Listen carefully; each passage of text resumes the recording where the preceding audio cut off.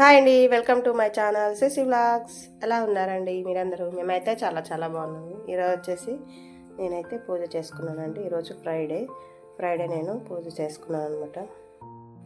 Morning లేచి చక్కగా ఇంట్లో పనులన్నీ పూర్తి చేసుకొని పిల్లలకి బ్రేక్ఫాస్ట్ చేసి పిల్లల్ని స్కూల్కి పంపించిన తర్వాత నేను కూడా ఫ్రెష్ అయిపోయి పూజ చేసుకున్నానండి. పూజ మొత్తం కంప్లీట్ అయిన తర్వాత వంట ప్రిపేర్ చేస్తానండి. ఈరోజు కర్రీ వచ్చేసి పాలకూర టమాటా చేశాను. మీకు తమ్ముళ్ళు కూడా చూసుంటారు. నేను పూజ కంప్లీట్ అయిన తర్వాత మీకు ఆ కర్రీ ప్రిపరేషన్ అనేది చూపిస్తాను. వీడియో పూర్తిగా చూసిన తర్వాత వీడియో మీకు నచ్చితే లైక్ చేయండి, షేర్ చేయండి, అలాగే సబ్స్క్రైబ్ చేసుకోండి. అలాగే మర్చిపోకుండా బెల్ ఐకాన్ కూడా క్లిక్ చేయండి. ప్లీజ్ సపోర్టింగ్ మీ సపోర్ట్ మాకెంతో చాలా చాలా వాల్యుబుల్ అండి. ప్లీజ్ సపోర్ట్ చేయండి. ఇక్కడ వచ్చేసి నేను తులసి కోట దగ్గర కూడా పూజ చేసుకున్నాను. తులసిమ దగ్గర అయితే నేను మట్టి ప్రమిదలోనే పూజ చేసుకుంటానండి. ఎప్పుడు ఇంట్లో అయితే మాత్రం వెండి ప్రమిదల్లో కానీ ఇతర ప్రమిదలో కానీ చేసుకుంటాను.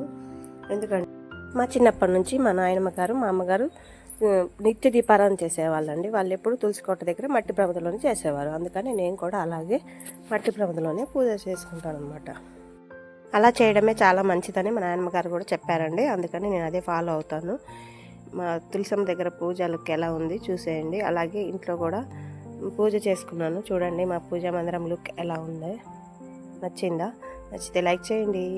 ఇక్కడ వచ్చేసి నేను పాలకూర ప్రిపేర్ చేస్తున్నాను. పాలకూరని క్లీన్ చేస్తున్నాను.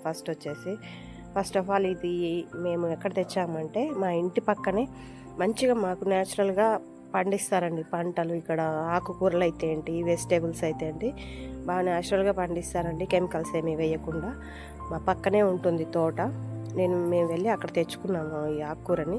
తెచ్చేసి క్లీన్ చేసి ఒక టబ్లో వాటర్ పట్టేసి దాంట్లో గల్లుప్పు అంటారు కదా, ఆ ఉప్పు వేసి దాంట్లో ఆకుకూరని ఉంచానమాట. ఒక 10 minutes ఉంచాను. ఎందుకంటే బై మిస్టేక్ మనం పొరపాటున చిన్న చిన్న పురుగులు ఏమన్నా చూసుకోకుండా వదిలేస్తే వాటిని ఉప్పు నీళ్ళలో ఉంచడం వల్ల అవి చచ్చిపోయి కిందికి వస్తాయన్నమాట వాటర్లో. అప్పుడు మనం ఆకుల్ని ఇలా ఊపినప్పుడు అవి కిందికి వెళ్ళిపోతాయి. ఆకులు మనం తీసేసుకోవచ్చు.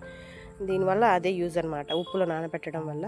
నెక్స్ట్ వచ్చేసి ఒక కళాయి తీసుకొని కళాయిలో ఆయిల్ వేసుకోవాలండి. ఒక 2-3 టేబుల్ స్పూన్స్ ఆయిల్ వేసుకోవాలి. తర్వాత ఒక ఆనియన్ తీసుకొని చిన్నగా కట్ చేసుకున్నాను. ఆ తర్వాత 5 పచ్చిమిర్చి తీసుకున్నాను. గ్రీన్ చిల్లీ అంటారు కదా, వాటిని తీసుకొని ఇట్లా పొడుగ్గా కట్ చేశాను. ఆ తర్వాత పోపు దినుసులు వేసానండి. పోపు దినుసులు అంటే ఆవాలు, జీలకర్ర, మినుములు, శనగపప్పు, వీటి కలిపి నేను 4 ఇంగ్రీడియంట్స్ కలిపి పెట్టుకుంటాను. వాటిని పోపు దినుసులు అంటారు కదా, అవి వేసాను అనమాట. ఆ తర్వాత 1/2 స్పూను పసుపు వేసుకొని కొంచెం తాలింపు మగ్గిన తర్వాత ఈ ఆకుకూరని వాటర్లోంచి తీసి జల్లి బుట్టలో పెట్టుకున్నాను కదా, వాటర్ అంతా పోయాయండి. ఆకుకూరలో పోయిన తర్వాత నేను మంచిగా చిన్నగా కట్ చేసుకున్నాను. ఆకుకూరని మొత్తం కట్ చేసుకొని ఇగో చూడండి ఇలా వేసాను అనమాట. తాలింపులో వేసిన తర్వాత ఒక 5 minutesకే బాగా వాటర్ వచ్చేసాయండి ఆకుకూరలు. ఎందుకంటే చెప్పాను కదా మీకు ముందు, ఇక్కడ మాకు న్యాచురల్గా పండిస్తారని. బాగా లేతగా కూడా ఉంది ఆకు, అందువల్ల దాంట్లో వాటర్ ఎక్కువగా ఉంది, వాటర్ కంటెంట్ ఎక్కువ ఉంది. 5 minutesలోనే బాగా మగ్గిపోయింది కర్రీ అయితే. నేను సాల్ట్ సాల్ట్ వేసిన తర్వాత కారం కూడా వేసాను. ఇక్కడ కారం వచ్చేసి మాది చిన్నది అండి, కారంలో స్పూను 2 స్పూన్సే వేసాను. ఎందుకంటే చిల్లీస్ వేసాను కదా, గ్రీన్ చిల్లీస్ ఒక 5 వేసాను కదా, అందుకని కారం ఉంటుందని కారం కొంచెం తక్కువగా తీసుకున్నాను. ఆ తర్వాత గంట పెట్టి మొత్తం తిప్పేసి ఒక 5 minutes అట్లా మూత పెట్టి మగ్గనివ్వాలండి. ఎందుకంటే కారం అనేది పచ్చివాసన అనేది రాకుండా ఉండడం కోసం. మగ్గిన తర్వాత టమాటాలు ఉన్నాయి కదా, టమాటాలు నేను ఒక 5 to 6 టమాటా తీసుకున్నాను, చిన్న సైజువి. వాటి చిన్న పీసులుగా కట్ చేసుకున్నానండి. ఇప్పుడు ఆ టమాటాను వచ్చేసి ఈ ఆకుకూరలో యాడ్ చేసుకున్నాను. వేసేసి కొంచెం గంటతో ఇలా తిప్పుకుంటున్నానండి. మొత్తం టమాటాలు, లీఫ్ కర్రీ మొత్తం కలిసేటట్టుగా తిప్పుకున్నాను అనమాట. ఎందుకంటే ఆకుకూర అడుగున ఉండిపోయింది అనుకోండి, మాడిపోతుంది తొందరగా. అందుకని టమాటాలు అవి కలిసేటట్టుగా మంచిగా తిప్పుకొని మూత పెట్టి 5 minutes తర్వాత మళ్ళీ మూత తీసి మళ్ళీ ఒకసారి తిప్పుకుంటున్నాను చూడండి. ఎందుకంటే ఇట్లా తిప్పుకోకపోతే అడుగంటుతూ ఉంటుంది కదా, అందుకని. టమాటా మొత్తం వాటర్ వచ్చాయి చూడండి టమాటాలోంచి. ఆ తర్వాత మళ్ళీ ఒకసారి మూత పెట్టుకొని ఒక 5 minutes ఉంచిన తర్వాత టమాటోలోని వాటర్ మొత్తం బయటకు వచ్చి ఇట్లా పైకి తేలుతున్నాయి చూడండి. మంచిగా వాటరీగా ఉంది కర్రీ అయితే. ఇట్లా ఉంటేనే బాగుంటుంది కర్రీ. మరి బాగా మగ్గిపోతే టమాటా టేస్ట్ అనేది ఉండదండి. అసలు పులుపు ఉండాలి కదా, కొంచెం టమాటా టేస్ట్ పులుపు అనేది మనకి కర్రీలో తగిలితేనే బాగుంటుంది.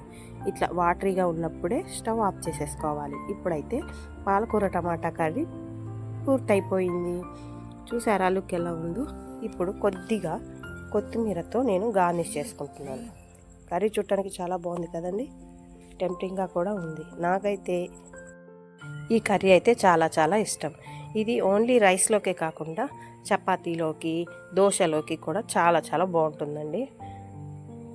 దేంట్లోకైనా యూజ్ చేసుకోవచ్చు, బ్రేక్ఫాస్ట్లోకి, రైస్లోకి. నేనైతే ఇప్పుడు రైస్లో కలుపుకొని తిందామని అనుకుంటున్నాను. ఈ కర్రీ అయితే చాలా బాగుంటుందండి. మెయిన్గా వచ్చేసి ఇది నేను ఇక్కడ నేను తోటలో అప్పటికప్పుడు కట్ చేసి ఫ్రెష్గా ఇచ్చిన కర్రీ తీసుకొచ్చాను కదండి, అది కర్రీ చేశాను కదా, చాలా చాలా బాగుంటుంది టేస్ట్ అయితే. మీరు ఎప్పుడైనా ఇట్లా న్యాచురల్గా పండించిన ఆకుకూరలను వండుకొని తిన్నారా?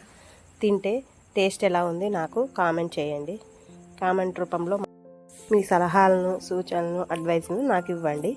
అలాగే మర్చిపోకుండా మా ఛానల్ని సబ్స్క్రైబ్ చేసుకోండి. కొత్తగా మా ఛానల్ చూసిన వాళ్ళు కూడా సబ్స్క్రైబ్ చేసుకొని సపోర్టింగ్ చేయండి. చూడండి అన్నంలో ఎంత బాగుందో తినడానికి, టేస్ట్ అయితే సూపర్గా అదిరిపోయింది. అంతేనండి. వీడియో మీకు నచ్చితే లైక్ చేయండి, షేర్ చేయండి, సబ్స్క్రైబ్ చేసుకోండి. అలాగే బెల్ ఐకాన్ క్లిక్ చేయండి. బాయ్.